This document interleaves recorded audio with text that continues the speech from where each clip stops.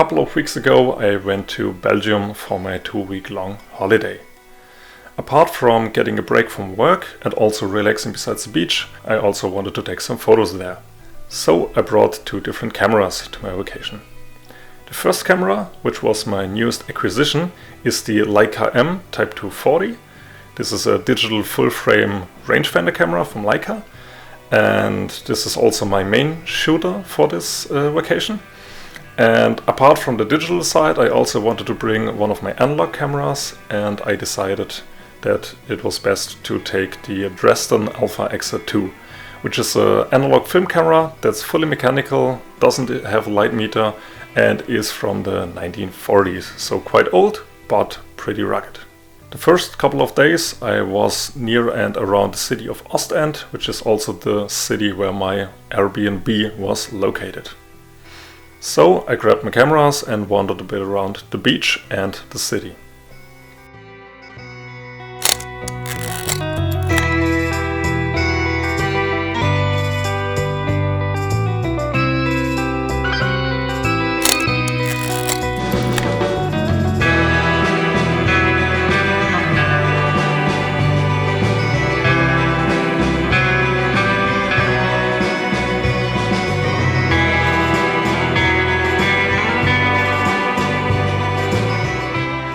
For my film camera I brought along 3 color films and 1 black and white film. 2 rolls of Kodak Gold, 1 roll of CineStill 50D and 1 roll of Ilford HP5+.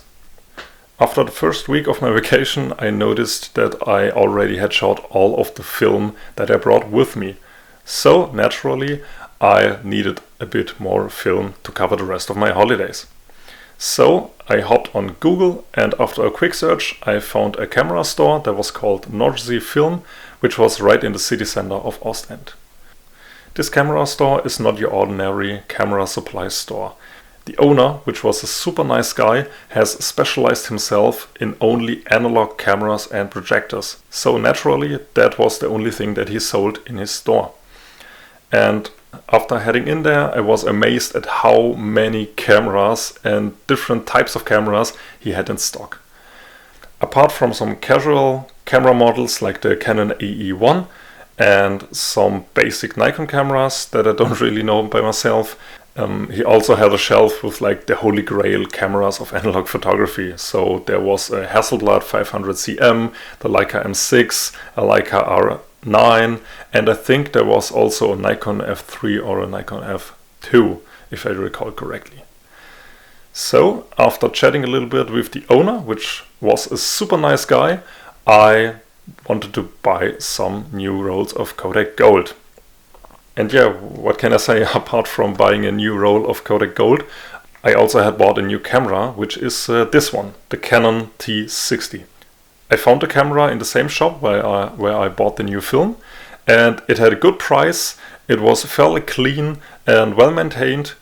I always wanted a camera that had a built-in light meter, and because the camera uses the FD lens system, I knew I had a wide range of lenses to choose from after buying this camera.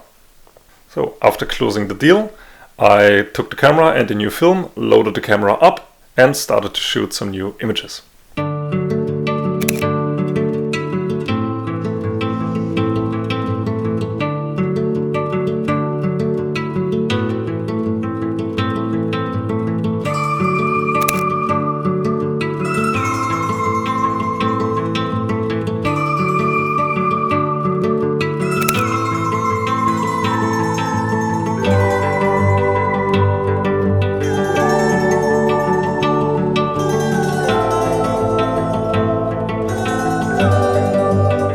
After that, I visited the city of Antwerp. And I must say, this city is frankly amazing. It has such a huge area, from like the industrial harbor to the historic city center, and there's so much that you can do in the city, so it was well worth the effort for a day trip. After visiting the city of Antwerp, my vacation time was almost up, so I started heading back to my home country, Germany. After a couple of hours of drive, I was near the border from Belgium to Germany, and there was the moment where I realized where I'm actually driving at. On my navigation system there was marked a place that's called Ligier. And if you know a little bit about motorsports, racing, or like Formula 1, you know that close to the city or town that's called Ligier, there is the famous racetrack called Spa. So I took a little detour, headed off the highway and started driving straight to the racetrack. After arriving at the racetrack, to my pleasant surprise, I noticed that the track was fully open because at the time where I got to the racetrack, they had public race days, which meant you could use your own private motorcycle or race car or even street car to race on the racetrack. And as an added benefit, all the grandstands and the roads between the grandstands, where you can walk along, are open and free of charge.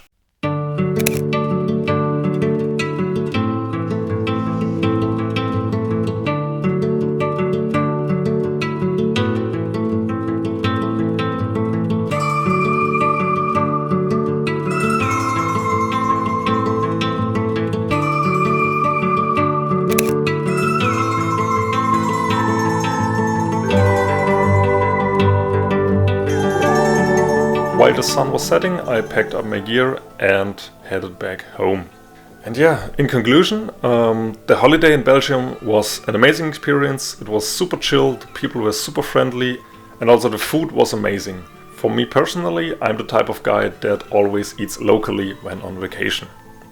The next couple of days after I arrived back home, I brought my films to my local camera shop to get them developed.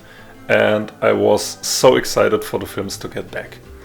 And then, a week later, I got my developed films back, along with some digital scans. And after opening the files, that was the moment where I got very pissed off. Because the images looked like this. At first, I thought the lab had made a mistake while scanning, but after reviewing the email a second time, where the digital scans came with, I noticed that the lab technician wrote me a short notice where she explained to me that she thinks something is wrong with my camera. And at this point I realized almost all of my film photos were total garbage that I shot during my vacation. And if you want to know what the issue was with my newly acquired Canon T60 and how I fix this issue, you can watch my next video, because there I will explain how I found out what the problem was, how I fixed it, and what caused this problem. So, thank you for tuning in, and I hope to see you back in my new video where I will talk a bit about the problem with my Canon T60.